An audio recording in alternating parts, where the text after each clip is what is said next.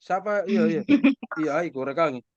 Anda sendiri tadi bilang Nisakmo. Jadi dipanggil siapa ini, Badeng? Nisakmo. Oke, Nisakmo Nisa. panggil lagi Nisakmo.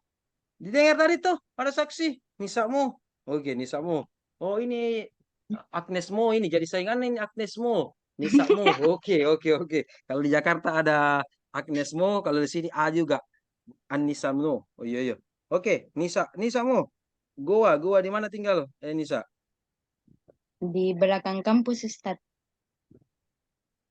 Deh, kau jawabanmu disuruh lagi berpikir. Ada Mawang, ada Macanda, kuburan Cina. Kau Hmm, jawabanmu kah? Anu kasih di berpikir lagi. Bilang kok kayak Mawang, di Macanda, apa, danau, apa. Ini. bukan Udah kau. di perumahan dosen. Perumahan dosen apa? Tidak ada perumahan dosen Unhas. Eh, UIN tidak ada. dosen Tidak ada, tidak UIN jadi. di belakang ini, Ustaz. Tidak ada perumahan dosen UIN. Baru mau direncanakan. Itu hari tidak jadi perumahan dosen UIN. Kalau perumahan dosen Unhas, perumahan dosen UMI ada nih. Kalau UIN, ya dulu kampus apa yang masuk ini kah? UMI, UIN, UIN kampus satu, UIN kampus 2, kampus 3. Eh, di mana?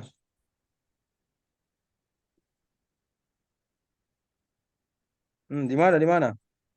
Di mana Reski? Di jalan apa? Sebelum sebelum Danau Alam, Ustaz. Sebelum Danau Alam. Oh, Macanda, Mawang, Mawang, Mawang ya. Kenapa bilang kampus perumahan dosen UIN? Ah, tidak ada Bukan Oh, juga, banyak dosen Ustaz. UIN di situ, betul. Ada beberapa, betul. Bukan, oh di situ ya, perumahan situ ya. Oh, oke, oke, Iya, oke. Oke, oke. Orang Mawang paling. Berarti dari UI dulu. PBA juga. iya, Seletin dengan Tarpia juga. iya, Ustaz. Oh, berarti kau di senior ini Indah. Pantasan kau ketua kelas Indah. Kau senior. Oh, malah lagi semua di kelas nih sama kau, malah lagi. Hmm. Oke. Profesi ada? Guru mengajar atau apakah? Kesibukan? Eh, staf Ustaz, Hmm? staf Di mana? di BSA, di UIN. Oh, di bagian staf prodi. Iya, Oh, di Tarbiyah. di ada Ustaz. Oh, di Adab. Oh, BSA ya, di BSA ya. Iya, Oh, BSA. Oke, oke, oke. Oh, dulu siapa? Oh, Anda PBA. Anda dari PBA aja. Anda dari PBA, tetapi iya, stafnya BSA.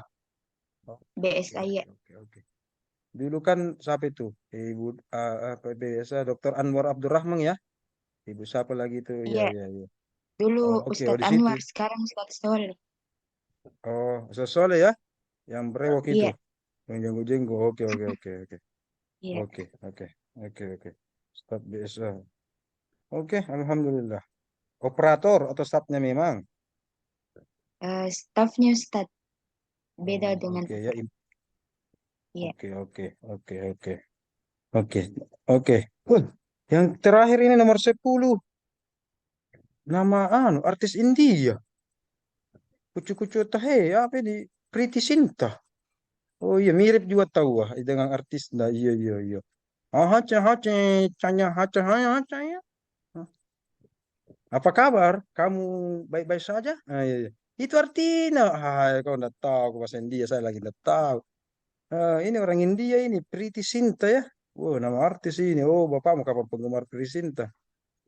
Jelas orang apa ini? Orang apa ini? Orang India, orang mana? Eh, hmm. Jadi mantap. Orang jadi pantas Ustaz. Oh, jadi Ponto, paling. Hah, bukan India. JK. Jadi Ponto, JK. Aduh. Ini bagus ini jenis Ponto ini. Satu-satunya ada di jenis Ponto itu ada namanya ganja. Satu-satunya di dunia yang halal ganjanya itu ada di jenis Ponto. Kalau di yang lain itu kalau ada ganja haram, hukumnya haram. Kalau di kampungnya ini Prisitinta, ganja halal.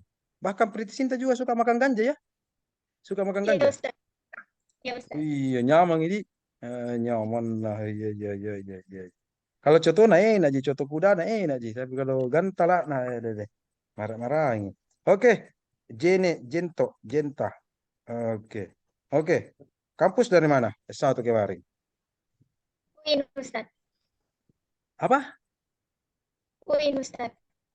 UIN. PBA juga. Ya Ustaz. Berarti seletin dengan semua ini. Lisa, ini. Ya Ustaz. Seleting. Oh, Yes. oh, oke, oke, oke. Oke, oke. Alhamdulillah. Setia ya, kembali ke UIN ya, tuan rumah. Apa kegiatan sekarang? Staf, guru, mengajar, atau apa kek, membina? Tidak ada Ustaz.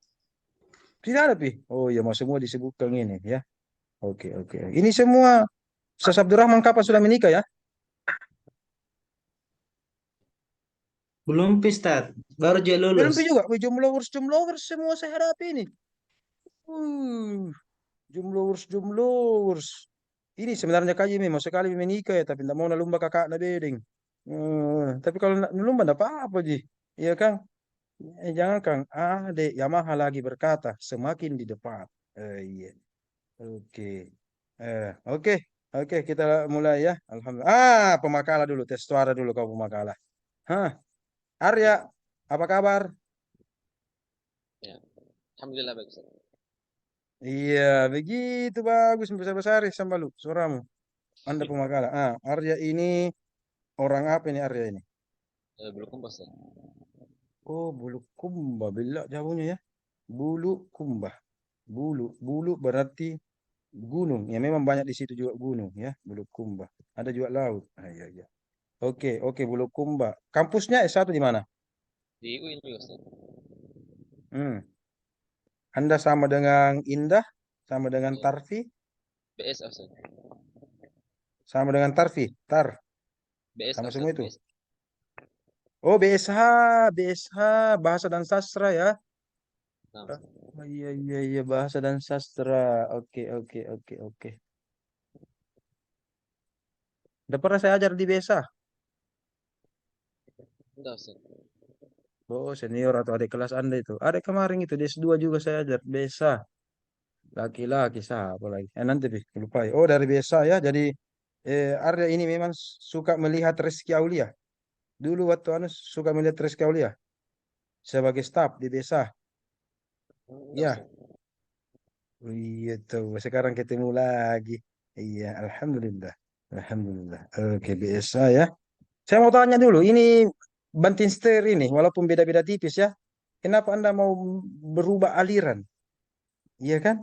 Kalau ini semua PBA, oke. Berarti istiqomah dia linear. Anda kenapa mau ya walaupun mirip-mirip, kenapa Anda mau berubah BSA ke PBA? Karena Reski kah atau karena Tarfia kah atau karena siapa? Jelaskan dulu. Saya mau dengar ini penjelasan Nah, anu ya, karena penjelasan ilmiah anu, ini karena ini ruang akademik. Kenapa? Hmm. karena nanti juga mau mengajar juga Ustaz. Oh, mau mengajar dan mau menggunakan ilmu alat bahasa Arab yang Anda gunakan itu dalam pembelajaran ya. Kan di BS Mungkin kan. waktu wawancara kemarin sempat ditanya begini, pertanyaan begini ya. Sempat. Nah, Sempat kan? Nah, iya, ya. saya tahu itu. Nah, saya bagian dari tim menguji wawancara kemarin. Pasti itu pertanyaannya. Kalau ada yang lintas prodi, pasti tanya itu. Kenapa? Kenapa? Kalau alasannya mohon maaf, tidak akademik, memungkinkan tidak lulus. Tapi alhamdulillah jawabannya bagus, rasional dan ilmiah, jadi bisa diterima. Makanya Anda lolos. Kalau tidak, Anda lolos Korea. Dalam wawancara ya. Oke, alhamdulillah. Sebagaimana info minggu lalu, menuju Pemakala itu ada 3 kali turniting. Ya, 3 kali turniting. Oke. Min 2 kali 24 jam itu adalah turniting pertama. Oke. Kemudian 1 hari sebelumnya min kali 24 jam itu adalah turniting kesempatan kedua. Dan 5 jam sebelum presentasi, kita kan ini ya, anggaplah jam 12 lah, atau siang atau pagi Anda kumpul, maka itu juga turniting. Ya. Arya ini kemarin saya sudah catat. Nah, terlalu terburu-buru Arya. Nah, ya. Turnitin pertama 53%, turnitin kedua 48%, ya kan? Turnitin ketiga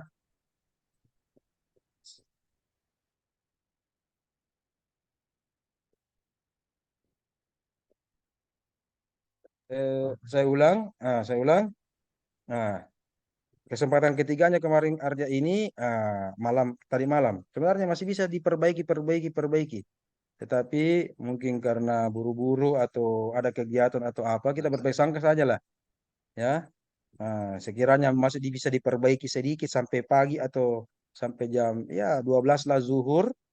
Ternyata turnitin ketiga ini Arya Prasetyo 35%. Belum memenuhi syarat, yaitu 24%. Untung Anda bukan jurusan tafsir hadis. Kalau Anda terutama jurusan tafsir hadis, jurusan saya, oke. Oke, seperti yang sudah lama saya praktekkan di mahasiswa kami, maka itu tidak layak presentasi. Tetapi bolehlah. Kalau bukan di jurusan tafsir, ya toleransi sedikit lah. Tapi saya berikan informasi ya. Kalau turnitin pertama, kesempatan pertama, min 2 hari sebelum presentasi langsung lolos, nilainya itu 100 turnitingnya. Dinilai harian Anda. Nah, kalau nanti turniting kedua baru lolos, nilai Anda 90. Kalau nanti turniting ketiga, karena maksimal cuma 3 kali, baru lolos, dapat 80. Ini Arya, subhanallah. Berapa kuasakan ku nilai? Kira-kira. Ya, Arya minimal 70 lah. Tapi nilai turnitin tahu 70 lah saya kasih. Karena 3 kali kesempatan tidak lolos. Iya. Oke, tapi tidak apa-apa. Ada PowerPoint yang dibuat? Silakan tampilkan. Ada?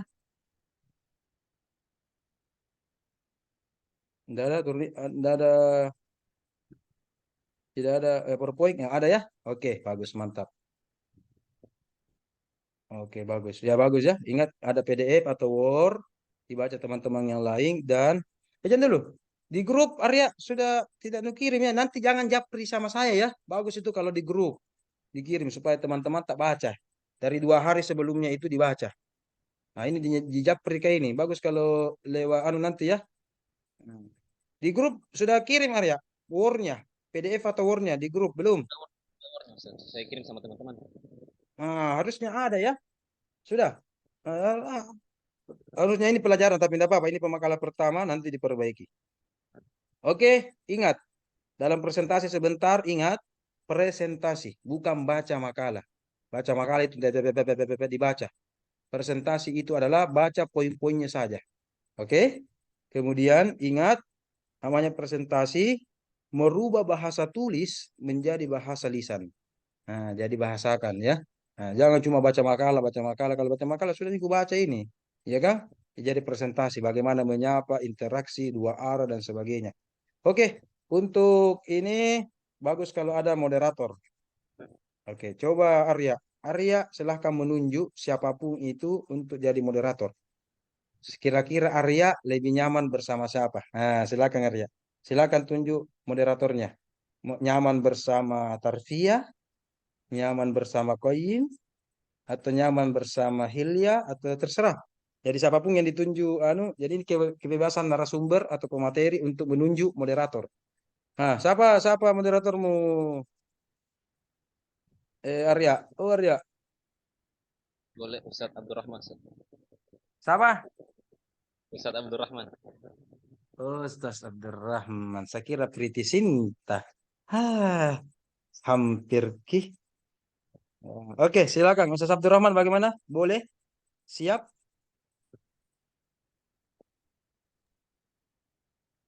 Abdurrahman, siap presentasi? Siap moderator? Iya, Ustaz, insyaallah. Oke, bismillah. Jadi susunannya pembukaan oleh protokol atau oleh moderator, kemudian yang kedua doa, baca doa. Inilah yang membedakan kita sebelum kita mulai untuk memohon rahmat, berkah dan ampunan dan harapan-harapan ya, ibadah kepada Allah, bernilai ibadah, berdoa ya. Silakan Abdurrahman, wewenannya Ustaz Abdurrahman untuk menunjuk peserta. Jadi sebentar siapapun yang ditunjuk Ustaz Abdurrahman untuk pimpin doa tidak boleh menolak. apalagi ini PBA bahasa Arab, ya kan? Baik menggunakan doa bahasa Arab atau bahasa Indonesia.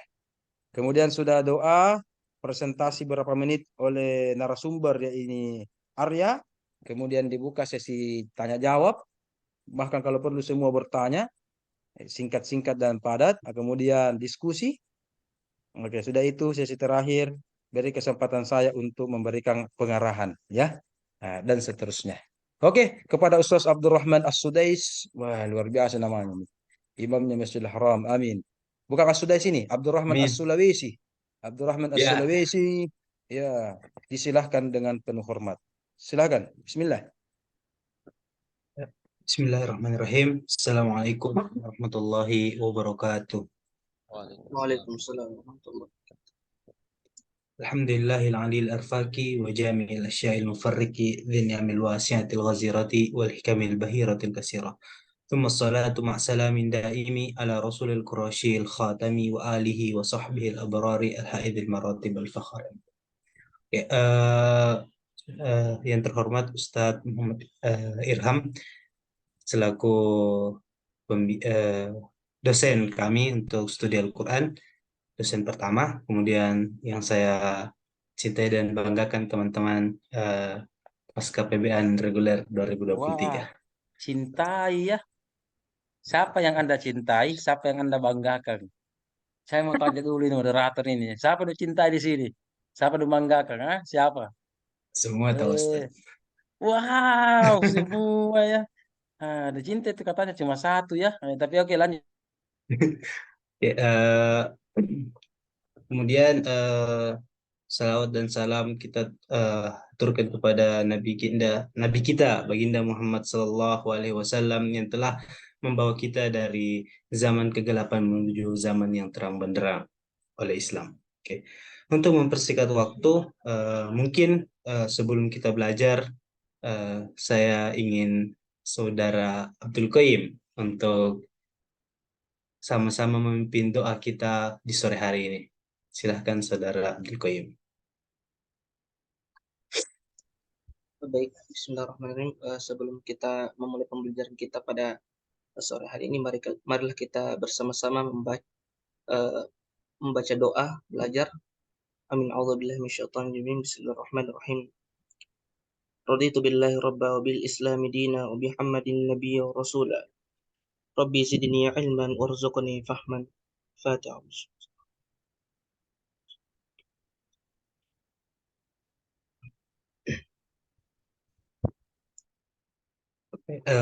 Syukron untuk Saudara Abdul Qayyim. Ingat Dan ya, nanti baca doa ya, ingat ya. Apalagi Anda jurusan bahasa Arab ya.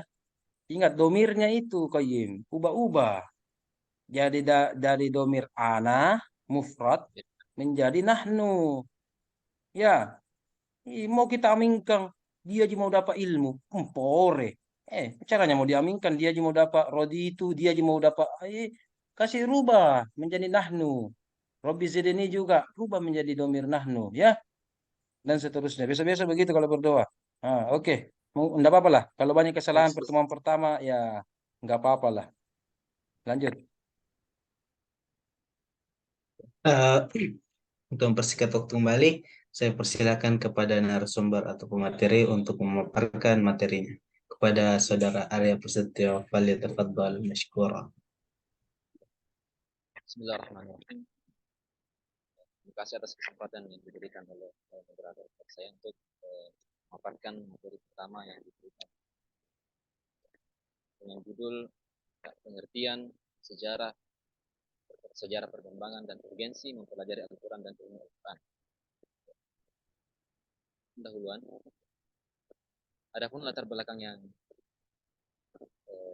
tema ini adalah mempelajari atau usaha memahami Al-Quran.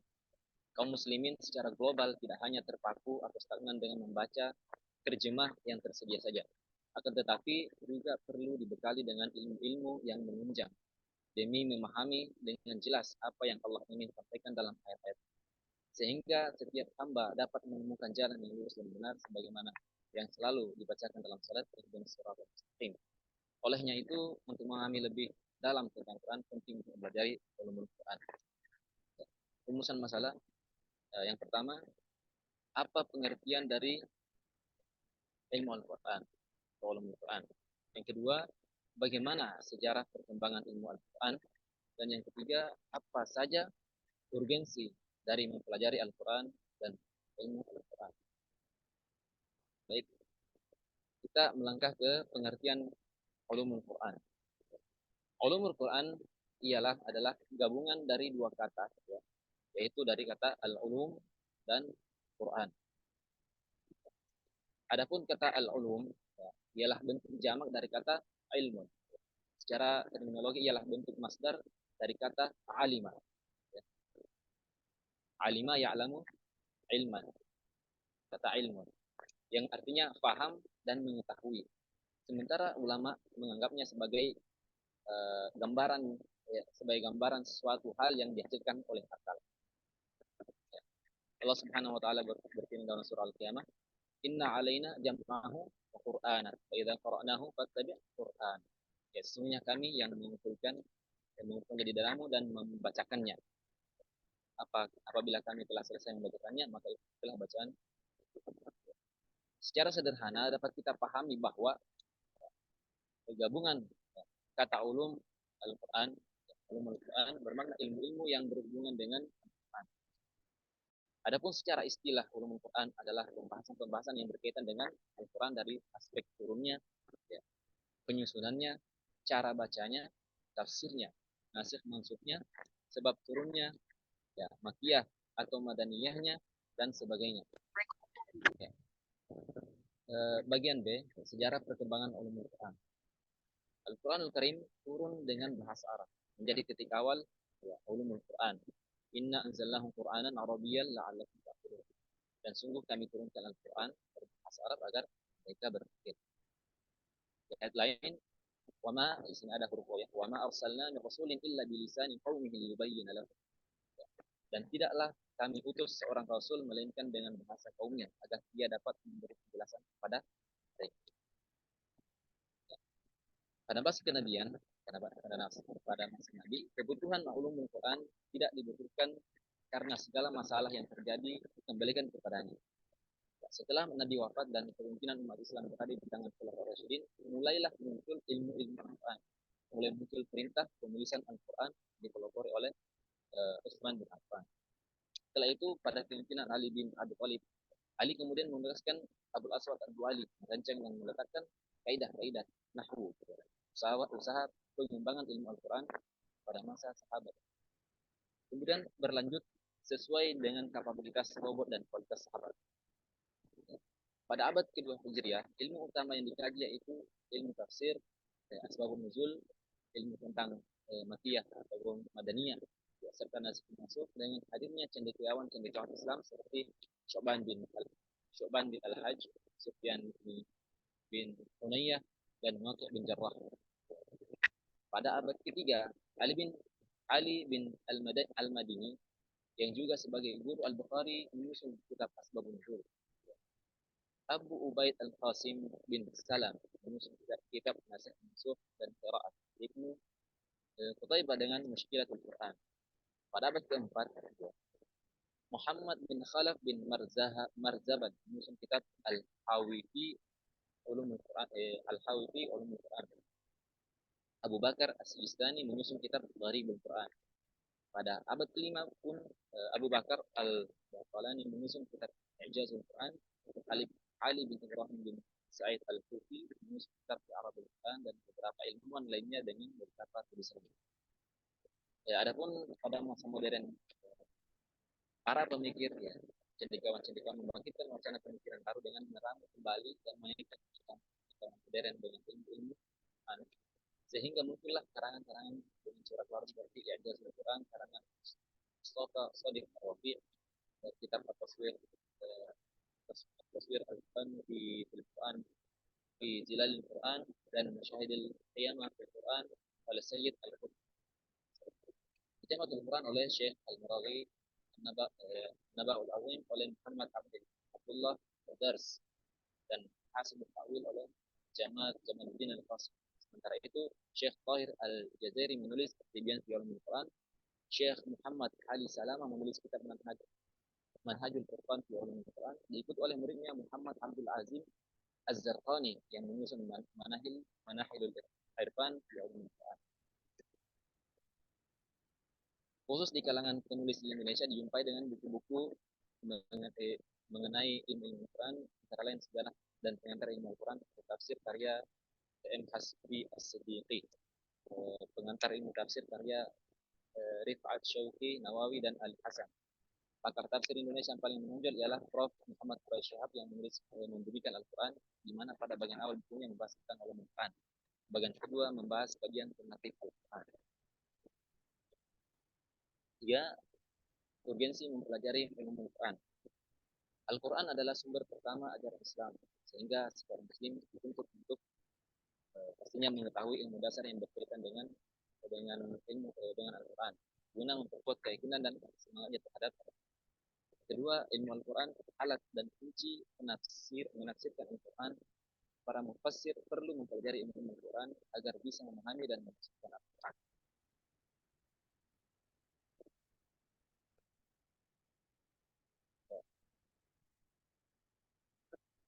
Mungkin pembahasan cukup demikian. Saya kembalikan kepada moderator.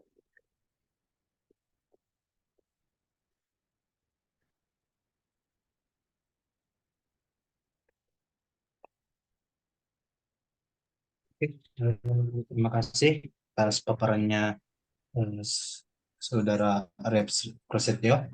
Jadi ada beberapa poin tadi yang disebutkan. Yang pertama ilmu Quran, pengertiannya ulum dan Quran sendiri, kemudian sejarah Al-Quran, kemudian perkembangan Al-Quran serta tafsirnya, dan kemudian urgensi mempelajari Al-Quran, yaitu sebagai sumber ilmu dan kunci untuk menafsirkan Al-Quran.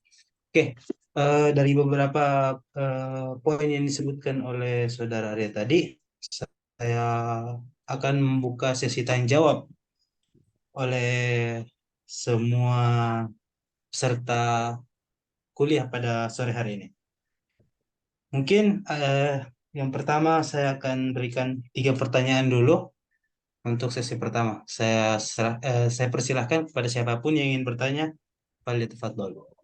Izin bertanya, Ustaz. Silahkan Saudara Abdul Qayyim.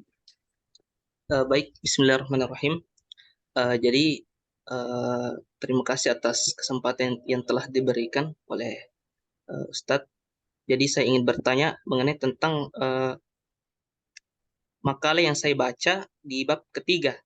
Di situ tertera bahwa ulumul Quran adalah pembahasan-pembahasan yang berkaitan dengan Al-Quran dari aspek turunnya, penyusunannya, cara bacanya, tafsirnya, nasikh dan mansukhnya. Jadi yang ingin saya tanyakan mungkin pemateri mungkin bisa sedikit memberikan penjelasan mengenai apa itu yang dimaksud dengan nasikh dan mansukhnya, atau mungkin memberikan contoh dari nasikh dan mansukh itu sendiri. Mungkin itu saja. Saya kembalikan kembali kepada moderator. Terima kasih Abdul Qayyim. Pertanyaannya yaitu pada makalah Saudara Prasetyo, yaitu ada ulumul Quran, aspek turun, baca, dan yang dinotis adalah nasikh dan mansukhnya. Jadi Saudara Abdul Qayyim menginginkan Saudara Prasetyo untuk sedikit mungkin menjelaskan atau memaparkan apa itu nasikh dan mansukh. Begitu? Nah. Oke. Kemudian saya persilakan kepada teman-teman yang lain untuk kembali bertanya. Silakan.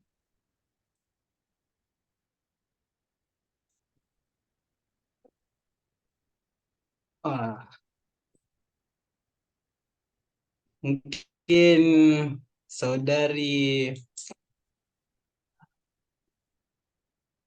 Priti Sinta kayaknya mukanya agak bingung-bingung. Masih banyak yang mungkin ada yang mau ditanyakan, mungkin silahkan terkait ulumul Quran ini. Tidak ada, Ji.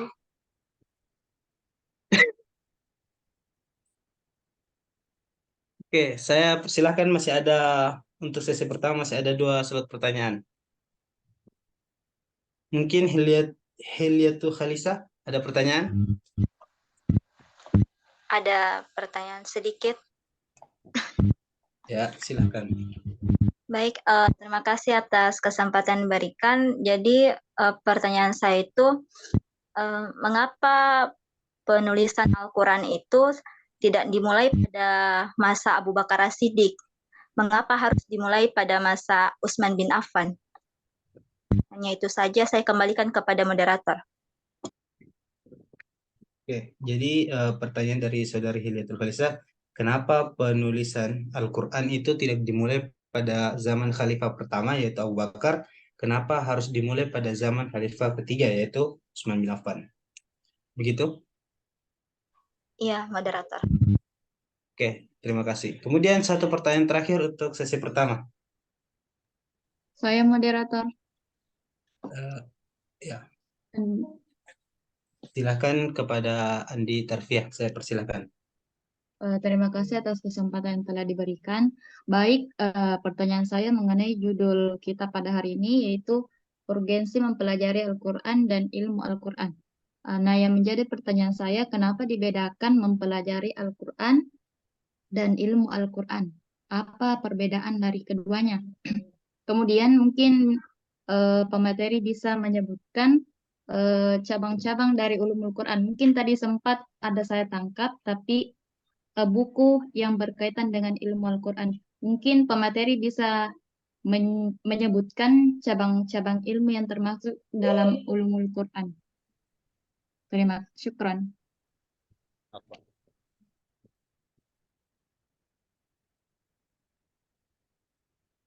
Oke, mohon maaf untuk pertanyaan pertama mungkin bisa diulang dulu Andi Tarfiah. Saya kurang cepat nyatat tadi. Apa yang menjadi perbedaan antara mempelajari Al-Quran dan ilmu Al-Quran? Oke, pertanyaan dari saudari Andi Tarfiah yaitu yang pertama pada saudara Arya, yaitu apa perbedaan mempelajari Al-Quran dan mempelajari ulumul Quran? Seperti itu. Dan pertanyaan yang kedua, apa saja cabang ilmu dalam ulumul Quran? Karena tadi katanya ada buku yang disebutkan. Seperti itu? Ya, Oke, oke, itu 3 pertanyaan pada sesi pertama. Mungkin kita berikan waktu saudara pemateri untuk menjawab ketiga pertanyaan tersebut. Sudah dituju pertanyaan semuanya? Nah, Pemateri? Oke. kalau saya Butuh waktu atau langsung? insya Allah bisa. Oke. Untuk pertanyaan dari Abdul Qayyim, nomor 1 yaitu apa itu nasikh dan mansukh? Silahkan. Ya, baik. Nasikh mansukh. Berdasarkan yang saya baca di beberapa sumber, bahwa secara mendasar nasikh mansukh itu artinya itu apa namanya menyalin, membatalkan, menghapuskan. Ya. Itu arti dasarnya. Sedangkan yang saya baca beberapa saya catat itu ulama mendefinisikan itu menghilangkan hukum ya, yang ada dengan perkataan dalil yang dahulu dengan perkataan yang datang setelahnya. Itu yang pengertian yang saya tangkap dari apa namanya buku-buku yang saya baca. Nah, untuk lebih mendetailnya saya kurang dalam hal itu. Tapi secara gambaran umumnya begitu yang saya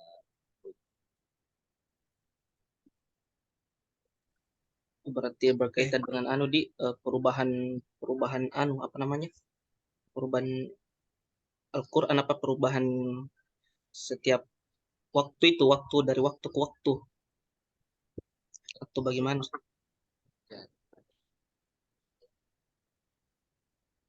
kita dengan zaman ya. Saya kurang Oh, dengan perkembangan zamannya itu. baik. Mohon maaf penjelasan lebih detailnya. Syukur Ustaz. Kasih untuk pertanyaan dari Abdul Qayyim. Kemudian yang pertanyaan kedua yaitu dari Hilyatul Khalsa. Kenapa Al-Quran itu ditulis hanya pada zaman Utsman? Kenapa bukan pada zaman Abu Bakar As-Siddiq? Baik, kenapa di masa Khalifah Abu Bakar Siddiq belum dituliskan Al-Quran? Historis yang saya ketahui itu bahwa di zaman Abu Bakar itu masih banyak kan di masa Nabi saja, di masa Nabi itu banyak hafizul Quran, ya. Kemudian ketika berpindah kepemimpinan kepada Abu Bakar, penghafal masih banyak. Sementara ketika kepemimpinan berpindah ke sahabat di siapa? Ali. Ketika itu, kenapa di alasan dituliskannya? Karena banyak habis-habis Quran yang gugur di medan perang. Ya. Kemudian muncul jihad untuk menuliskannya agar Al-Quran ini bisa terjaga. Mungkin seperti itu.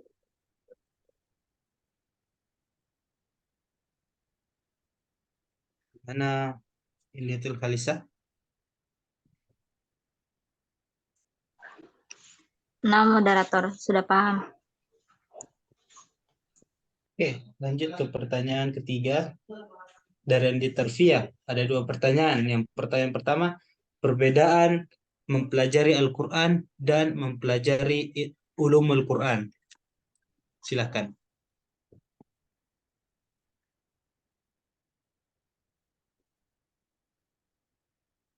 Pelajari Al-Quran dan Perbedaan antara mempelajari Al-Quran dan mempelajari ulumul Quran.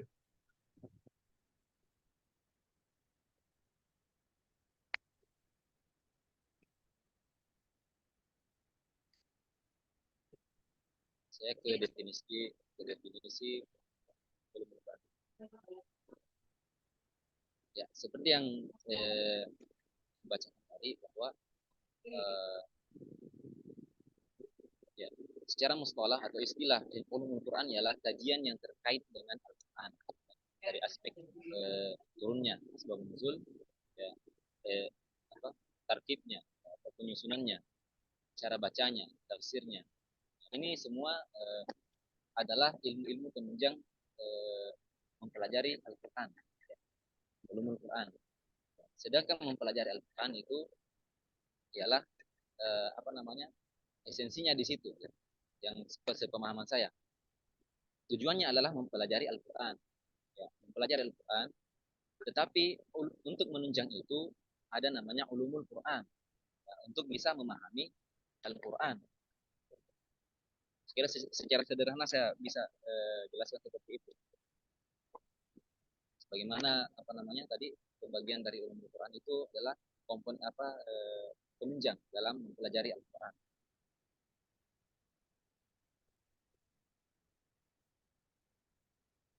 Oke, itu jawaban dari Andi Prasetyo. Bagaimana saudari Andi Tarfiyah untuk pertanyaan pertama? Jadi kalau mempelajari Al-Quran berarti sudah termasuk mempelajari Al-Quran, begitu? Ya. Jadi kalau kita mempelajari ilmu Al-Quran sudah bisa dikatakan mempelajari Al-Quran. Secara secara langsung. Tapi mempelajari ulumul Quran itu kita mempelajari secara mendalam.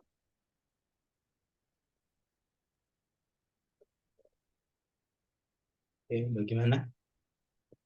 Oke, Oke, syukran. Oke, kita berpindah ke pertanyaan kedua. Apa saja ilmu di dalam ulumul Quran? Dan mungkin bisa disebutkan buku yang apa? Ada tadi buku yang disebutkan katanya begitu. Afan moderator. Ya. Bukan bukunya, mungkin bisa disebutkan cabang-cabang ilmu yang termasuk ulumul Quran. Oke, cabang-cabang ilmu yang masuk dalam ulumul Quran. Apa saja itu? Saya persilakan kepada Arya Prasetyo. Ya, baik. Saya kira tadi saya sudah sebutkan ya apa saja yang itu ya, aspek nuzul termasuk ya, dari tadwinnya, penyusunannya, qiraatnya, tafsirnya, nasir mansukh, ya, sebab nuzul, makiyah dan madaniyahnya itu sudah ada dalam definisi tadi.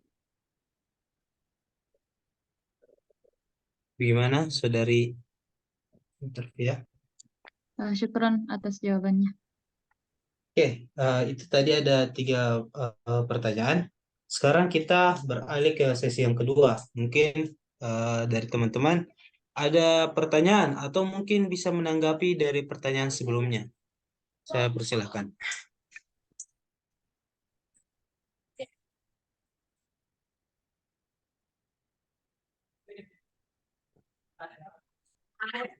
Saudari Nisa, pertanyaan atau menanggapi pertanyaan atau jawaban dari Arya Prasetya sebelumnya ada?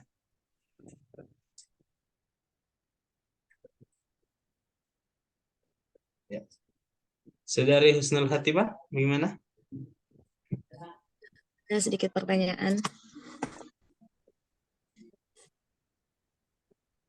Oke, silakan.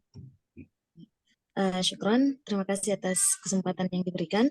Pertanyaan saya yaitu bagaimana pendapat pemateri tentang seberapa besar urgensi memahami atau mempelajari ulumul Quran ini. Karena banyak dari kita umat muslim yang hanya sami'na wa ata'na.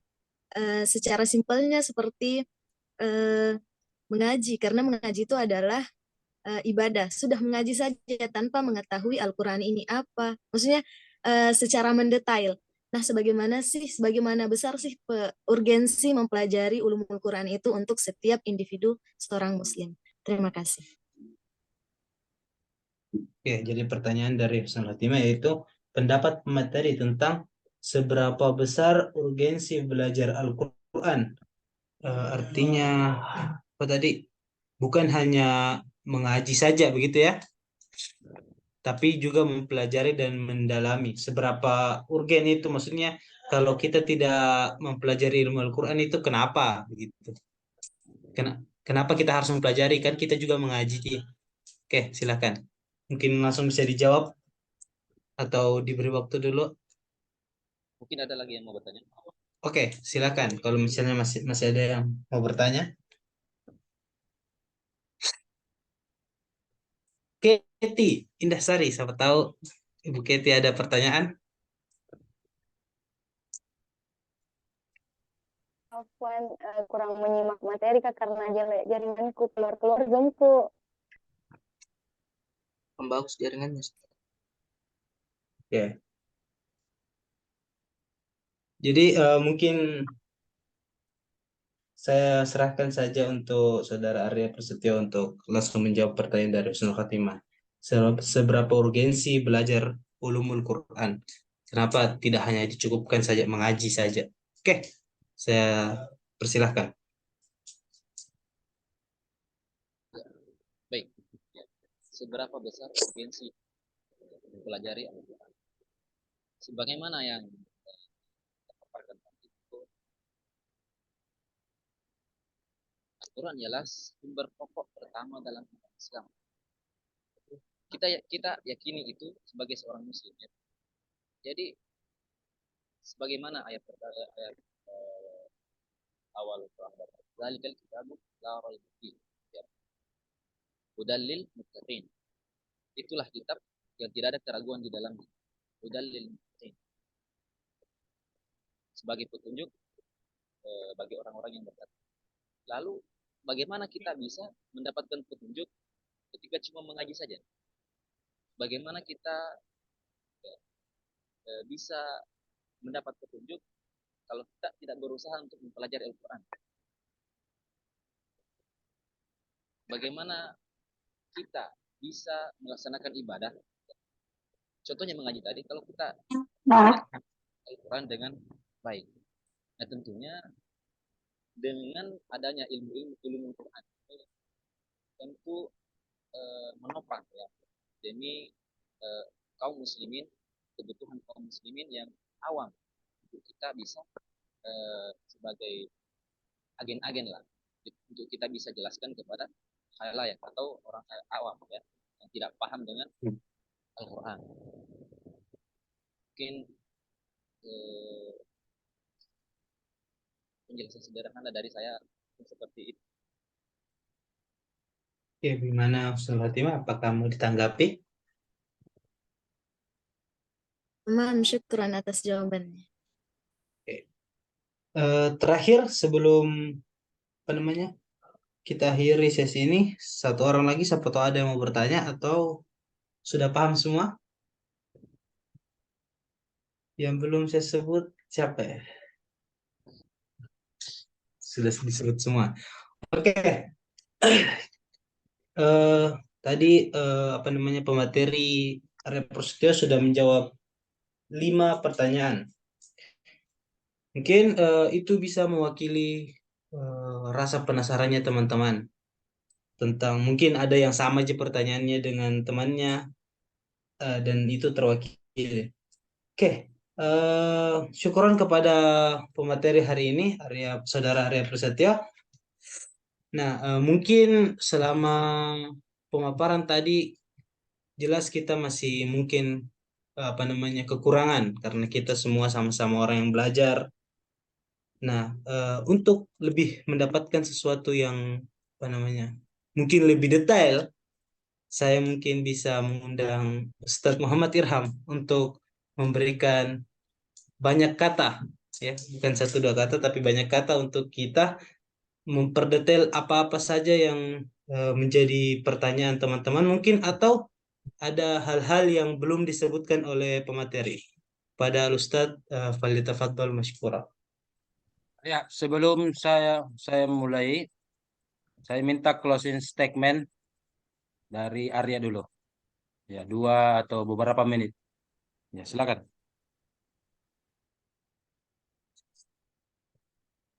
Itu, Ustaz.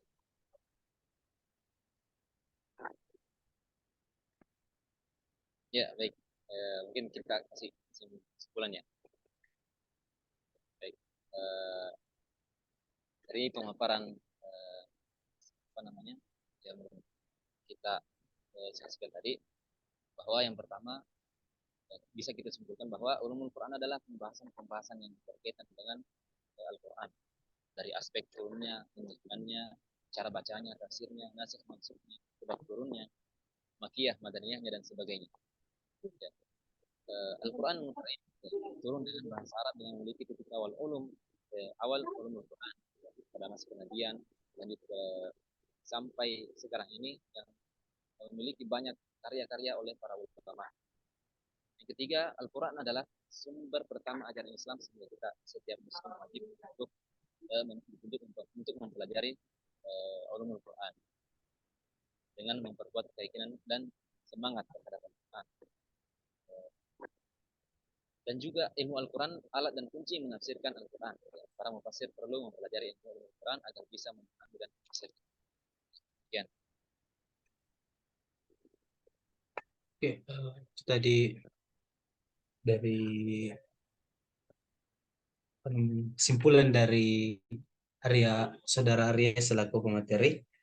Mungkin untuk mempersingkat waktu lagi, kita persilahkan kepada Ustadz. Ya, terima kasih. Bismillahirrahmanirrahim. Assalamualaikum warahmatullahi wabarakatuh. Waalaikumsalam warahmatullahi wabarakatuh. Ya, alhamdulillah wassalatu ala rasulillah. Oke. Saya ada waktu lebih dari setengah jam.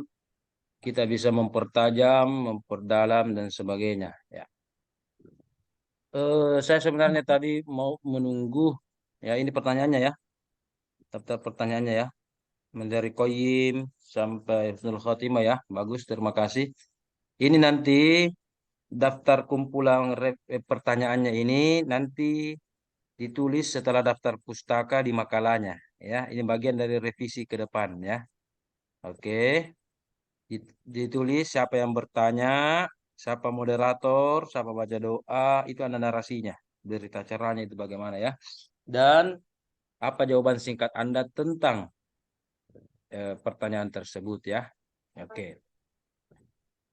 Ingat baik-baik, Anda ini jurusan PBA. Ada 2 variabel. P itu pendidikan, variabel kedua itu bahasa Arab. Ya. Saya tadi menunggu,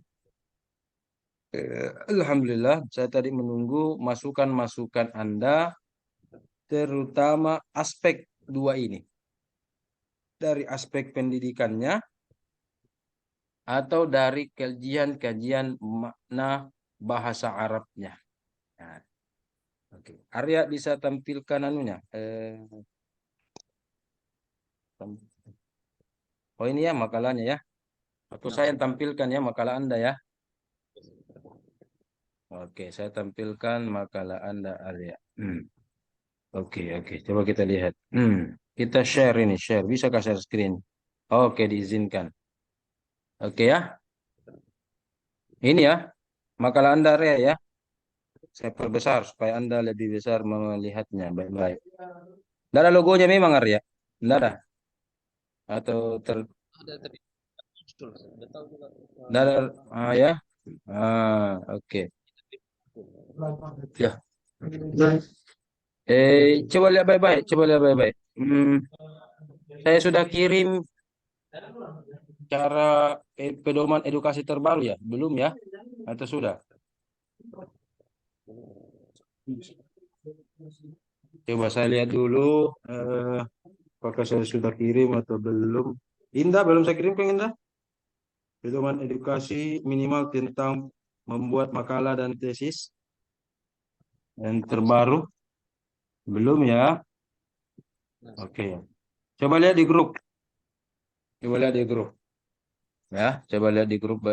Ada minimal 7 poin. Mulai makalah hari ini berlaku per 1 September 2023. Ya mungkin minggu lalu apa ya? Oh, kemarin minggu lalu saya ada di rumah Pak Wadir ya. Yang menjemput itu ya. Oh ya, oke.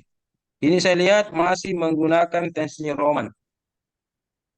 Oke, di UIN memang sebelumnya dan sudah 10 tahun lebih itu pakai Times New Roman. Tetapi per 1 September 2023, nah coba lihat di grup, ini sudah mulai berlaku 7 ini. Yang pertama, karya tulis Anda, apapun itu, mulai dari makalah sampai disertasi, itu berbasis aplikasi Mendeley, terutama dalam referensinya, daftar pustaka atau footnote-nya terlebih. Ya, silakan install laptop Anda dengan aplikasi Mendeley. Cari itu di Google ya. Bagaimana caranya? Gampang sekali itu. Cari saja di YouTube itu tutorialnya. Ada loh bimbingan-bimbingan singkatnya ya. Dosen-dosen senior saja yang kepala 5, kepala 6 itu belajar sendiri. Masa Anda zaman milenial ini tidak tahu, ya kan? Nah, tok-tok saja nu tahu. Tok-tok kilogram, selegram, kilogram, apa itu nu tahu. Masa ini tidak ya? Oke. Yang pertama adalah berbasis Mendeley. Siapa tahu memungkinkan minggu depan, oke, sudah bisa diterapkan. Ya, kalau tidak bisa 7-7-nya, minimal sudah setengah lah Anda terapkan ini ya. Yang kedua, daftar isinya itu berbasis table of content (TOC). Oke, bukan lagi daftar isi langsung tulis daftar isi pendahuluan titik halaman 1. Latar belakang masalah titik halaman ini. Nah, tidak. Berbasis TOC. Nah, itu gampang itu. Cari saja itu bagaimana caranya. Gampang sekali gitu. Kemudian karya tulisnya itu transliterasi. Ingat dalam menulis transliterasi ada itu STT atas, STT bawah. Gunakan baik-baik itu. Ya. Gunakan baik-baik cara penulisan yang baik dan benar. Nah, seperti ini kata-kata ad-dhammu, al-jam'u wad-dhammu. Tulisannya Arya ya. Coba lihat. Nah, ini salah ini. Makanya baca pedoman KTI. Kalau perlu Indah tulis kirimkan ulang itu pedoman KTI di grup. Ya, baca itu halaman 94, 95 sampai 100 itu bagaimana tuntunan tabel-tabel itu cara menulis transliterasi yang baik dan benar. Yang keempat, nah ini yang menarik. Fontnya sudah bukan Times New Roman, tetapi Cambria untuk tulisan Latin. Latin itu Indonesia, Inggris. Yang menggunakan huruf ABCD, abjad. Ya. Yang selanjutnya, yang Arab-Arab itu menggunakan Calibri. Kalau ini yang digunakan ini masih Times New Roman juga. Jadi hari ini Arab dan Indonesianya calian semua, mesti Roman. Ya, Al-Qur'annya mesti Roman. Padahal salah. Kalau yang lama itu tradisional Arabik. Ini yang lama salah, Arya yang baru juga salah. Pusing-pusing saya ini. Jadi tidak apa-apa. Tapi nanti bagus nih. Ya, bagaimana suara saya? Kedengaran besar atau saya harus pakai mic ini supaya lebih besar lagi? Mantap, Ji. Mantap, Ji. Oke, ya. Oke. Jadi yang Latin Indonesia Cambria, yang Arab itu Kalibri. Selanjutnya, kalau ada terjemahan-terjemahan ya, seperti sesungguhnya kami dan sebagainya, itu footnote-nya langsung Anda mengutip Quran kemenak.go.id. Nah, itu adalah situs online resmi dan terupdate oleh Kementerian Agama. Nah, itu. Bukan bilang halaman berapa, Quran terjemahan, bukan. Langsung situs resminya. Dan karya tulis ilmiah yang bagus adalah ditulis menggunakan HVS, ya. Nah, itu. Jadi, nanti diperbaiki cara penulisannya ini, ya. Oke. Coba lihat baik-baik. Selanjutnya, saya lagi akan menampilkan sebuah slide. Yang penting saya harus betul-betul saya harus sampaikan ini. Ya.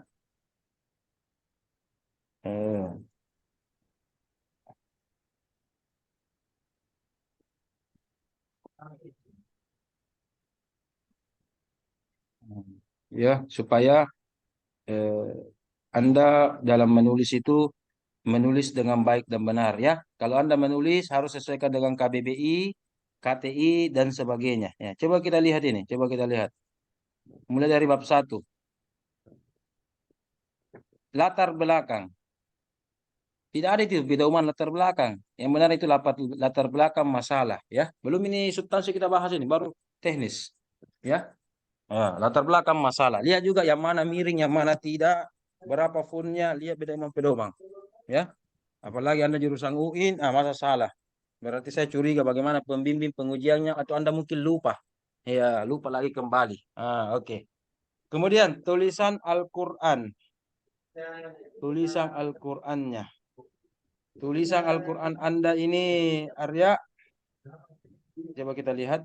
Tulisan Al-Quran yang Anda gunakan itu macam-macam. Minimal ada 3 macam. Ya, entah yang mana benar. Coba, ada Al-Quran ini 1. Baik, kalau ada yang benar, kalau tidak ada yang benar 1. 2, beda lagi. 3. Oke, sekarang saya challenge Anda, semua tulis. Kira-kira tulisan Al-Quran yang benar, tulisannya apa? Di sini Arya tiga macam ini tulisan Al-Quran ini. Dan seterusnya. Macam-macam beda-beda. Oke, silakan. Saya challenge semua menulis. Kira-kira tulisan Al-Quran yang benar sesuai dengan tuntunan yang ada apa? Silakan. 1, 2, mulai. 10 detik. Cepat. 10 detik. 10 detik. Tak. Oh, Reski anu ya. Siapa tidak ada ini? Siapa Alpa ini? Kenapa 9 orang, Ji? Oke. Kok di kolom chat? Oke. Abdurrahman, Tarfia, Husnul. Oke. Sudah 3 orang. Tarfia beda lagi cerita Al-Qurannya, ya, beda lagi. Kalau Abdurrahman dengan Husnul mirip tadi dengan Arya, ada. Tarfia ini beda lagi. Jadi 4 macam itu sang Al-Quran ini. Yang mana benar ini? Ini kasih pusing-pusing ini semua ini. Yang mana benar? Oke. Bagaimana yang lain? Ayo yang lain. Yang lain tidak nilainya. Ayo, tutup ki. 5, 4, 3. Oh, Reski lain lagi nih. Reski lain lagi. A-nya kecil. Oke. 5, 4. Ayo Kaim tidak ada anunya, tidak ada nilainya. Ayo kasih 0. Oh. Ayo copy paste ji ini Kaim. Nah, copy paste kita anunya Reski Aulia. Baru langsung anu. Ayo. Oh, beda lagi nih. Oh, Kaim beda lagi nih. Ini kelima ini tulisannya ini. Jadi macam-macam ya. Jadi sudah 5 Mi cara menulis Al-Quran ini. Sudah 5 Mi. Arya saja sudah mempopulerkan 3. Tambah Tarfiyah model baru. Abdul Qayyim tambah lagi model kelima. Subhanallah. Berapa Mi ini? 6 orang, 6 orang, 6 orang. Mana lagi yang lain? Mana lagi yang lain? Priti. Iya tahu, Priti. Sehati dengan Tarfiyah. Sama-sama salah. Siapa lagi? Satu lagi. Husnul. Belum Husnul. Oh, ada Husnul. Hilya, siapa yang belum ini? Oh, sudah semua, Mi. Indah tahu. Oh, katanya Indah tidak mau Indah tulis karena Indah tahu, Ki. Kau Indah, ketemu Keti baru tulis. Mana Indah ini? Mana Indah? Afwan, tidak ada Afwan. Syukran dulu baru Afwan. Iya, Kang, saya belum pi bersyukran baru suruh Afwan. Tidak mau aja. Apa? Afwan apa? Tidak ada Afwan. Syukran dulu. Saya sabar sekarang, bukan syukran. Sabar. Sabrang. Mana Indah? Tidak ada apa-apa. Langsung saya tulis. Tulis, mana tulis? Jaringan, tulis saja. Itu tidak ada. Oke. Kalau dulu ini ya, dulu Al-Quran KBBI dulu ya, KBBI yang dulu ini ya. Tulisan Al-Quran ini begini. Dulu. Tapi terutama di UIN, kalau pedoman KTI itu khusus UIN Alauddin Makassar itu menyepakati. Dosen-dosen UIN itu menyepakati tulisan Quran ini begini. Ya. Kecuali di awal kata huruf pertamanya besar. Tapi KBBI terbaru bagus. Baik di awal kata, di tengah, di akhir tulisannya begini. Al-Quran, ya. Ini, jadi harus begitu. Harus disesuaikan memang sesuai dengan pedoman yang ada, ya. Itu. Jadi harus tahu itu. Jadi Anda harus sekarang belajar menulis sesuai dengan KBBI. Ya. Contoh, coba sholat. Sholat. Kira-kira sholat, saya belum puas ini. Sholat. Bagaimana tulisan sholat yang benar? Coba. 1, 2, mulai. Ini kata-kata Arab ini yang diserap oleh Indonesia. Ini yang banyak. Sholat. Salah. Jangan ikuti itu salah itu. Ya, jadi kalau Anda tulis ini salah. Sholat. Oke. Oh, ada beda. Tarfiyah salat. Oke. Bagaimana yang lain? Arya, bagaimana Arya? Sholat. Abdurrahman. Oke. Qayyim. Reski. Yang benar adalah tarfiyah yang benar. Salat. Ya, jadi kalau Indonesianya tulisannya salat. Walaupun karena Anda jurusan bahasa Arab, bacanya sholat. Begitu ya. Jadi ingat. Kalau misalkan Anda menulis air, udara, buku, itu kan Indonesia asli misalkan. Tidak ada masalah. Anda tahu bagaimana tulisannya. Oke. Tak usah Anda lihat kamus. Tapi kalau istilah-istilah begitu, masjid atau masjid. Musollah. Bagaimana tulisannya musollah? Ustaz. Bagaimana tulisannya ustaz? Iya kan? Ka'bah. Bagaimana tulisan Indonesianya Ka'bah? Maka Anda harus menggunakan KBBI. Kalau tidak ada buku KBBI Anda, ketik saja di Google. KBBI online sholat. Tertulis itu. KBBI online Ramadan. Ya, kalau Ramadan itu begini tulisannya. Huruf besar pertama. Ya, kalau Ramadan itu begini. Ramadan. Walaupun bacanya kalau yang versi Arab. Ya. Jadi saya melihat nilai dari kesesuaian dengan pedoman KTI Makalah Arya sangat perlu ditingkatkan. Dan begitu pula kesesuaian dengan pedoman KTI atau KBBI juga sangat penting ditingkatkan. Ya, sangat penting ditingkatkan. Ingat, minggu lalu saya sempat bahas bahwa Turnitin 24% makalah yang berkualitas sesuai dengan pedoman, dan itu tak ada tambahan pedoman edukasi. KBBI dikumpul 2 hari kecuali pemakalan pertama, jadi mulai pemakalan depan 2 hari sebelum presentasi, ada word-nya dan ada juga PowerPoint-nya, dan sesuai dengan cara kerja tafsir atau ilmu tafsir studi Al-Quran yang benar. Kalau Anda sesuai dengan 4 kriteria ini, maka makalah Anda dapat 100. Ini Turnitinya sudah 3 kali tidak memenuhi syarat, pedoman KTI-nya, KBBI-nya juga dikumpul, oke lah. Kalau dikumpul 1 hari kemarin sebelumnya, iya oke lah, ada checklist. Ya oke. Bentuk Word, ada juga PDF-nya, oke lah, checklist. Sesuai dengan cara kerja, ini baru kita lihat ini. Bagaimana isinya ini, baru kita lihat. Tapi secara umum isinya bagus lah. Ada bahkan lengkap tabel-tabelnya apa. Tapi teknis-teknisnya itu belum. Berarti ada poin-poin yang memenuhi syarat, ada poin-poin yang setengah, ada bahkan poin-poin sangat tidak memenuhi syarat. Ya, ya ini. Jadi ini saya penilaian saya ini. Ya, bahkan saya nanti diskusikan juga kepada Anda. Ini penilaian saya. Jadi misalkan saya kasih nanti nilai 90, dosen kedua kasih 88, ingat nilai itu dibagi 2. 90 tambah 88 dibagi 2. Hasilnya 89. Nah, kalau 89 itu kolomnya dapat A-. Jangan persalahkan lah. Misalkan, kenapa saya Ustaz dikasih A-? Itu lagi A-, itu lumayan ya. Daripada C, D, D. Mau C cukup. Kalau D, apa kebenarnya D itu? Dongo, bukan dongo tahu. Disuruh mengulang. Atau error. Iya kan? Sudah lumayan itu ibu mahasiswa tuh. Biar dikasih A-, protes nih. Padahal itu lumayan itu dapat A itu. Ustaz, saya mau A+. Bajikan lu. A+ itu di tukang. Saya make A+. Bagaimana ini subhanallah. Ya kan? A+. Diperbaiki. Oke. Dan seterusnya. Oke, kita lihat lagi kembali makalah. Kita berbasis makalah ya. Pengertian ulumul Quran. Saya sangat minta dan sangat berharap Anda harus perkuat di sini.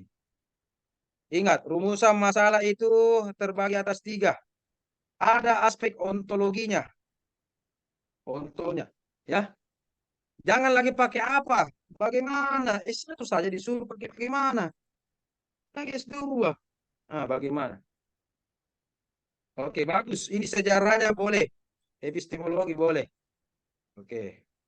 Kemudian apa? Jangan lagi apa. Bagaimana? Bagaimana urgensi? Bagi saja. Terus kita bagaimana? Bagaimana bila aku epis. Jadi ingat ini. Rumusan masalahnya bisa dicontoh. Ada mewakili ontologi, yaitu hakikat, pengertian atau definisi. Ada yang mewakili aksiologi, urgensi, hikmah, manfaat, tujuan atau kegunaan. Dan ada yang mewakili epistemologi, apakah sejarah, pendekatan, cara kerja, prosedur, ciri khas, atau hal-hal yang lainnya. Ya kan? Atau macam-macamnya. Itu semua epistemologi. Jadi rumusan masalah yang bagus, sudah bagus ini. Untuk epis dan aksiologinya ada. Tapi ini kita masuk langsung isinya. Yang pertama, pengertian ulumul Quran. Oke? Pengertian ulumul Quran. Ingat, ya, ingat. Kalau berbicara tentang ontologi, ada 2 hal yang harus dibahas. Apa itu? Lihat baik-baik. Eti dan terminologi. Ya, etimologi. Oke. Dan termi, yaitu makna bahasa dan makna istilah. Jadi bisa Anda ini potong-potong saja atau poin-poin lagi. Pengertian. Oke, 1 etimologi, 2 terminologi. Jadi ada etimologinya, ada terminologi. Etimologi kan apa? Makna bahasa. Ingat, kalau makna bahasa inilah kualitas Anda. Inilah keutamaan bidang Anda, yaitu bahasa. Jadi Anda harus kuat di sini. Etimologi makna bahasanya. Anda kan bahasa Arab. Term-term yang kita gunakan ini semua, ya, Al-Quran, Nuzul Quran, Rasam, dan sebagainya, sampai tafsir, ta'wil, dan terjemah, itu semua berasal dari bahasa apa? Bahasa Arab. Iya. Ya kan? Berbaiki. Jadi, etimologi makna bahasa, Anda harus lihat. Mu'jam. Anda harus rujuk kamus-kamus. Anda harus rujuk minimal ensiklopedia atau semuanya, ensiklopedia atau semua ketiganya ini. Anda harus lihat itu, ya. Kalau terminologi Anda merujuk ke mana? Harus jelas siapa yang berpendapat. Namanya mana istilah berarti harus jelas nama ulamanya. Ya, nama ulamanya. Siapa yang bilang begitu? Nama ulamanya siapa? Al-Ghazali, Az-Zarqani, As-Suyuti, Zamakhsyari. Ya kan? Siapa itu nama ulamanya? Quraisy, Buya Hamka, Hasbi As-Siddiqi, harus jelas nama ulamanya siapa. Ya, dan harus jelas di buku apa atau di kitab apa atau di artikel mana Anda mengutip. Mari kita lihat. Yang pertama, pengertian ulumul Quran. Al-Quran diwahyukan sebagai huda. Ini latar belakang ini. Al-Quran Karim adalah sebuah kitab. Nah, kalau Anda sudah bicara kitab, Al-Quran itu kitab, berarti makna terminologi, Arya. Anda dulu kembali kepada makna. Ini. Sudah bagus ini. Ulum. Ini sudah makna etimologi. Ulum bentuk jamak dari kata. Kalau ada istilah-istilah begini, Arya dan semuanya, itu kasih transliterasi. Ya, kasih transliterasi. Begini contohnya. Al-ulum. Begitu. Al-ulum. Ada tanda panjang-panjang. Kenapa miring? Karena transliterasi. Kecuali nama tempat, nama ulama, nama wilayah itu transliterasi tetapi tidak miring. Seperti Al-Ghazali tetap transliterasi tetapi tidak miring. Ya. Begitu. Harusnya pakai begini. Hilangkan saja begini semua. Apalagi dalam bahasa Arab ini. Kalau saya tidak butuh begini. Ini double-double ini. Al-ulum bentuk jamak dari kata. Ini. Ini tidak tahu. Tidak dibaca ini. Dan semua yang baca makalah Anda tahu bahasa Arab. Ya kan? Tulis. Atau kasih harakat minimal. Ya, makanya pentingnya transliterasi itu semua orang bisa baca. Berasal dari kata al-ilm. Ilmun ya. Ilmu. Begitu. Secara bahasa, secara itu. Ini tidak lengkap ini Arya. Ulumnya itu secara ilmu betul. Tetapi Anda lihat ilmu itu artinya apa secara bahasa. Ya kan? Yang terdiri dari 3 huruf. Al-ain, al-lam, al-mim. Itu kira-kira makna dasarnya apa? Kalau ini qiraah bagus. Qiraah jam'u wa dhammu. Ini bagus. Ini makna bahasanya betul. Ya, makna bahasanya betul. Ya, tetapi al-ilmu tidak ada maknanya. Kemudian ada terminologi lagi. Terminologinya apa? Ini jangan footnote 3. Ini juga bahasa Arab kasih Indonesia Footnote 3, Zarqani. Iya. Oke. Jadi bagus itu. Bahkan kalau Anda mengutip dari bahasa Arab, bagus juga itu kalau ada teks Arabnya. Supaya kita baca itu. Kemudian di bawahnya ada artinya. Ya. Ahli bahasanya supaya, ini dia bilang. Seperti qoro'ah. Ini membahas Quran. Oke. Kalau tidak salah begini bunyinya. Ta'riful Qur'ani. Ta'ti bil makna al-jam'u wad-dom'u. Itu. Jadi pengertian Al-Quran. Datang dengan makna al-jam'u wad-dom'u. Ini al-jam'u wad-dom'u. Datang. Ta'ti. Ya, ta'ti kan? Ta'ti. Ya'ti. Itu. Itu. Ya, oke. Qoro'ah ya'ti bil makna. Jadi itu bahasa Arabnya itu. Itu kalau manual Qattan itu. Di jilid pertama halaman 10, halaman 20-an itu awal-awal. Ini ada begini. Saya tahu ini. Oke, dan seterusnya. Jadi penting Anda al-ulum ini makna etimologinya perjelas. Kemudian apa tadi? Lihat dari kamus, terminologinya ada menurut ulama. Ini tidak jelas ini. Ulama siapa ini? Al-Quran juga begitu. Makna etimologinya oke. Mana terminologinya apa? Mana terminologinya?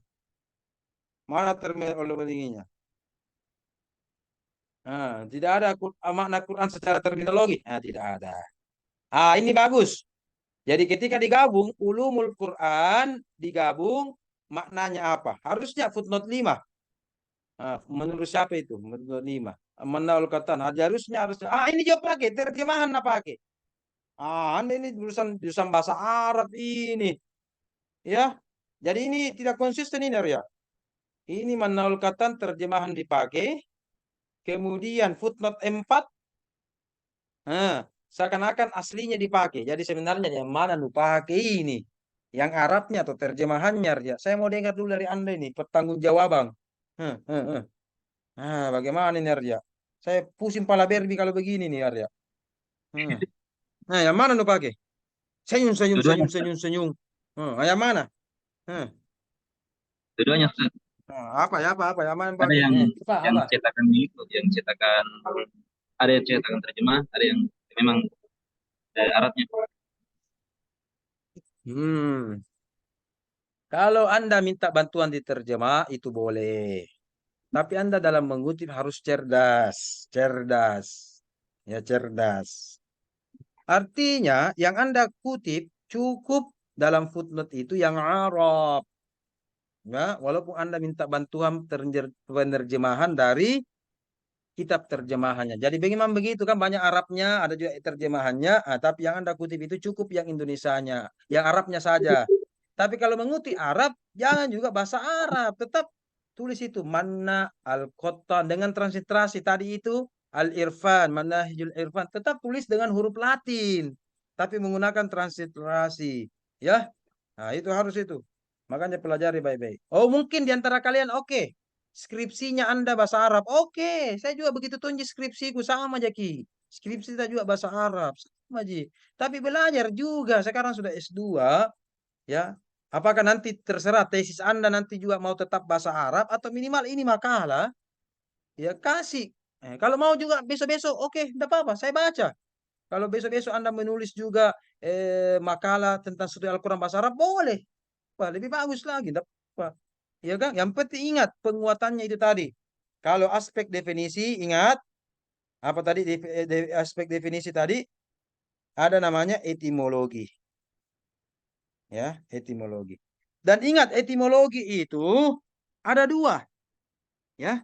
Yang pertama ada namanya makna awal. Yang kedua ada namanya makna pengembangan. Apa ini? Saya ini menjelaskan ini. Apalagi Anda dari jurusan bahasa Arab. Tadi Arya mengatakan qoro'a itu artinya mengumpulkan. Kalau orang awam kemarin dikatakan qoro'a kan artinya qoro'a yaqra'u iqra, artinya baca.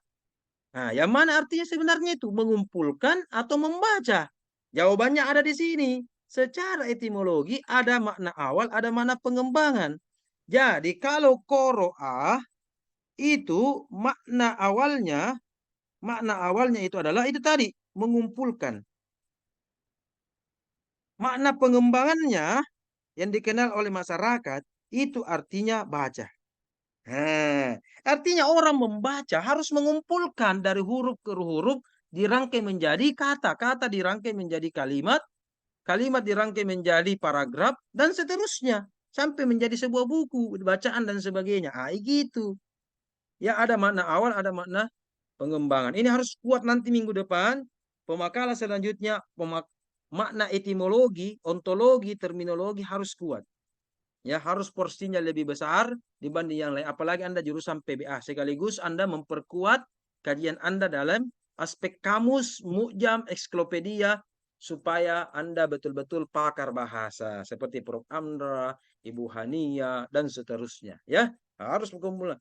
Kenapa ada makna awal, makna pengembangan? Contoh, Anda katakan ibu atau mama, mother. Ibu mana awalnya adalah wanita yang melahirkan kita. Wanita yang melahirkan kita. Ya, itu ibu. Sekarang ibu ustazah, ibu guru, ibu dosen. Bukan itu yang melahirkan ke ibu dosen? Ibu RT, ibu desa. Bukan itu dia yang melahirkan ki. Berarti berkembang. Ya, meluas. Jadi perkembangan makna itu bisa menjadi meluas, bisa menjadi menyempit.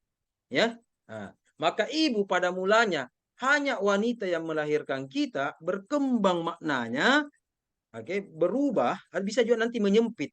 Bisa berkembang, meluas, atau bisa menyempit. Yang penting ada pengembangan atau dinamika.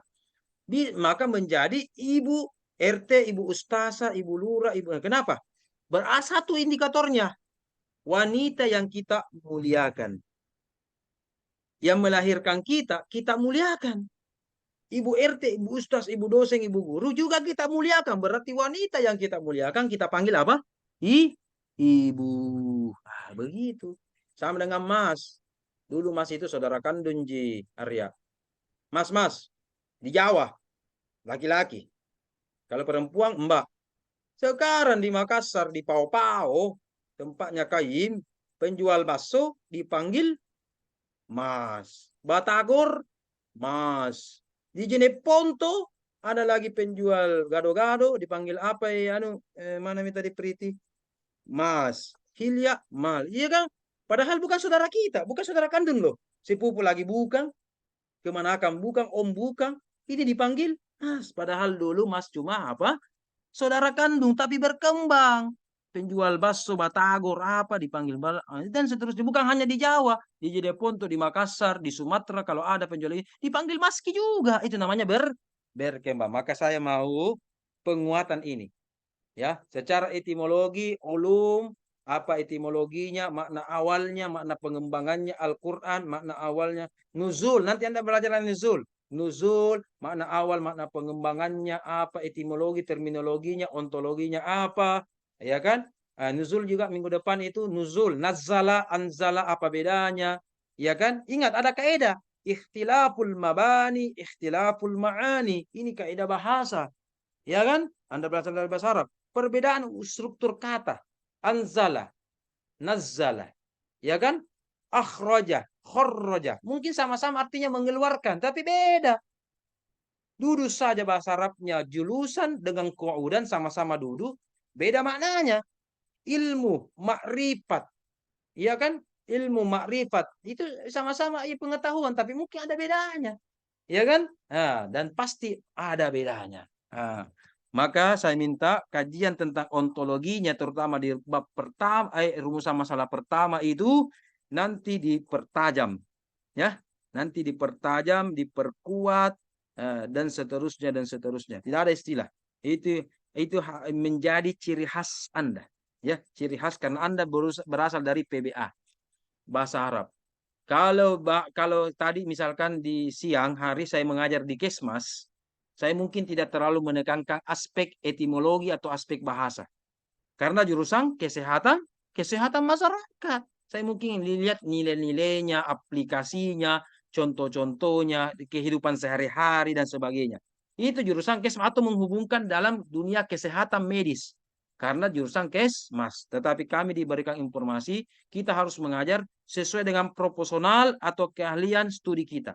Karena saya berhadapan kepada ahli bahasa, ahli pendidikan, yaitu PBA, kalau begitu, hubungkanlah apa aspek PBA-nya. Pendidikan, pendidikan ini, urgensi itu kan nuansa pendidikan. Apa manfaatnya? Ya, maka kalau begitu, minimal 2 yang harus Anda tekankan. Ontologi yaitu BA, bahasa Arabnya nanti kajian bahasanya diperbaiki. Karena Anda jurusan pendidikan, berarti aksiologinya, urgensi, manfaat, hikmahnya, tujuannya, kegunaannya, itu juga diperdalam. Adapun epistemologinya bolehlah. Yang penting sesuai dengan porsi yang ada boleh. Apalagi kita sudah pasca, ontologinya harus lebih dalam daripada S1. Aksiologinya lebih dalamnya. Epistemologi bolehlah. Sedikit-sedikit bisa ditambah nanti oleh dosen pengampu dan sebagainya ya. Begitu. Jadi Anda harus dalam bahasanya. Oke, kita lanjut lagi. Ini baru ini belum masalah pertama ini. Baru makalah ini, belum bisa jelaskan yang lain ini. Oke. Apa pengertian Al-Quran yang Anda pilih? Mana pengertian Al-Quran? Sebelum kita tidak ada pengertian Al-Quran yang Anda pilih. Pemakalah. Apa makna Al-Quran itu? Sebelum kita bicara tentang ulumul Quran, kita lagi masuk substansi. Apa itu Al-Quran? Apa pengertian Al-Quran yang Anda pilih? Dari ratusan makna Al-Quran atau definisi Al-Quran yang ada, Arya sebagai sang pemakalah, mana Arya? Hilang. Uka hilang. Oke. Mari kita lihat. Kalau kita definisikan itu Al-Quran adalah kitab suci, itu anak kecil. Kenapa? Kitab berarti dicetak. Sekarang ada di laptop Al-Quran. Ada di web Al-Quran. Ada aplikasi HP Al-Quran. Kitab itu kan namanya kalau di HP. Ya kan? Kitab itu kan namanya kalau di apa namanya di apa misalkan di web ya, maka hindari Anda membuat definisi apa itu Al-Quran, kitab suci. Oke. Kalau sebagai pelengkap boleh. Di antara bentuk Al-Quran mushaf berarti kitab suci dicetak. Dicetak ya. Kalau misalkan dikatakan kitab atau buku, namanya buku itu ditulis dan dicetak, tapi ingat, tidak semua itu Al-Quran ditulis. Ya. Ingat, ada macam-macam Al-Quran. Yang pertama, baca. Ketika Anda membaca Al-Quran, itu adalah Al-Quran. Anda baca, Bismillahirrahmanirrahim. Anda baca surah Al-Fatihah ayat pertama. Maka yang Anda baca itu Al-Quran. Berarti tidak dicetak. Bukan kitab itu, bukan buku. Tapi itu juga Al-Quran. Maka harus Anda selektif apa pengertian Al-Quran yang Anda pilih. Ya. Kemudian Anda dengar. Saya baca, Bismillah.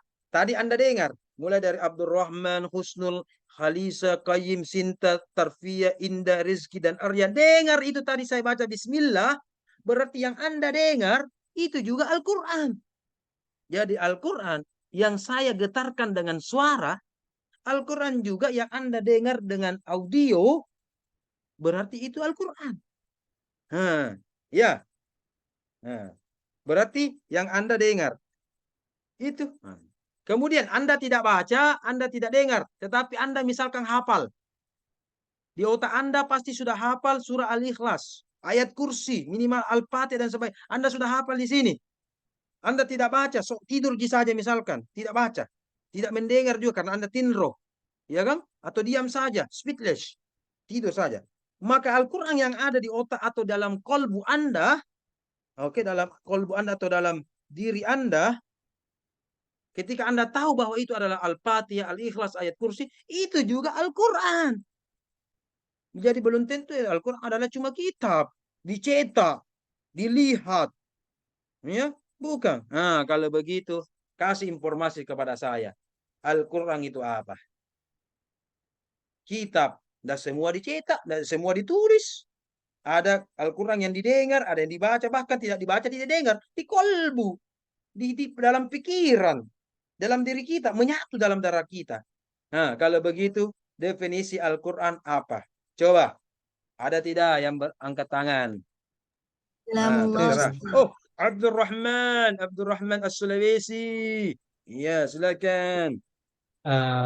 Menurut yang pernah saya baca juga, Ustaz, Al-Quran adalah apa yang turun kepada Nabi Muhammad melalui Jibril dari Al-Quran, dari Allah Subhanahu wa Ta'ala. Itu saja? Oke. Ya, Apa yang diturunkan oleh kepada Nabi Muhammad belajar jir? Oke. Ingat itu belum namanya jami' mani'. Ingat ya, dalam membuat definisi ontologi dalam bahasa Arab, jami' mani'. Ya, saya ketik dalam bahasa Arab ini, jami' mani'. Kalau yang diturunkan kepada Nabi Muhammad bukan hanya Al-Quran, Ustaz Abdurrahman, ada juga hadis qudsi. Iya kan, hadis qudsi juga itu adalah Allah. Fima yarwihi an rabbihi azza wa jalla. Misalkan diriwayatkan dari Allah. Berarti hadis qudsi juga dari Allah dan disampaikan dalam lisan Rasulullah. Hadis qudsi juga. Makanya, bagaimana? Hadis qudsi juga dibawa oleh Jibril. Kalau begitu Abdurrahman, definisi Anda masih membuat dua perkara. Yang Anda buat bisa Al-Quran, yang Anda definisikan juga bisa hadits qudsi. Definisinya saya tolak. Bagaimana yang lain? Bagaimana yang lain? Apa itu Al-Quran? Baru pertemuan pertama ini. Quran jadi bahas. Belum yang lain, rasamnya, nuzulnya, nasi mansu tadi jelaskan Qayyim. Tinggi sekali itu nasi mansu. Tinggi mi. Ini Al-Quran ini nasi mansu natanya Qayyim, Al-Quran saja belum paham. Mau nasi mansu, nasi goreng mau, nasi kuning mau bahas. Nasi mansu. Cek. Wih, pas jam 6. Wah, habis waktuku kalau begitu. Sudah mi deh. Sudah kalau bunyi mesjika juga. Belum pisalan dibahas apa itu Al-Quran dan sebagainya. Kalau begitu ini jadi PR. Minggu depan jam 4 kita masuk, tapi jam 3 di kolom chat di grup sudah ada pengertian Al-Quran yang Anda pilih menurut ulama siapa dan dalam referensi buku apa. Minimal satu yang Anda pilih, sampaikan apa alasannya. Nah, saya belum puas ini. Baru Al-Quran saya bahas belum pi. Jadi bahkan rumusan masalah pertama belum pi tuntas. Ulumul Quran belum pi dibahas ini. Belum lagi sejarah, belum pi. Belum lagi urgensi, belum pi. Al-Quran saja belum tuntas, salah-salah. Bagaimana saudara-saudara? Lewat satu ini. Sudah deh. Saya mengambil hak Anda ini kalau begini. Oke, sudah. Nanti diskusinya lebih bagus lagi. Dan turnitinya nanti makalahnya lebih mantap lagi. Oke, terima kasih. Kita bertemu karena Allah dan tentunya kita berpisah karena Allah. Assalamualaikum warahmatullahi wabarakatuh. Terima kasih. Warahmatullahi wabarakatuh. Syukran jazakumullahu khairan Ustaz. Sama-sama. Wa iyyakum. Syukran Ustaz. Alhamdulillah. Ustaz mau bertanya Belajar semua sedikit baik-baik. Ustaz. Makalah berikut. Ingat Ustaz. itu juga. Ustaz mau bertanya Apa? sedikit. Bagaimana Mau bertanya? caranya? Habis waktu. Boleh kolom chat. Maka sampai maghrib. Ya Ustaz. Kolom chat atau video call atau voice note. Kita bisa di orang diskusi lewat WA. Tidak apa-apa. Jangan Siap, japri lewat WA, lewat grup supaya yang lain tahu juga. Dan seterusnya. Siap, Boleh. Ustaz. Tidak apa-apa saya. Saya tidak apa-apa. Kita Siap, 24 Ustaz. jam ini. Ini kita kan milik mahasiswa, jadi boleh. Jadi ini.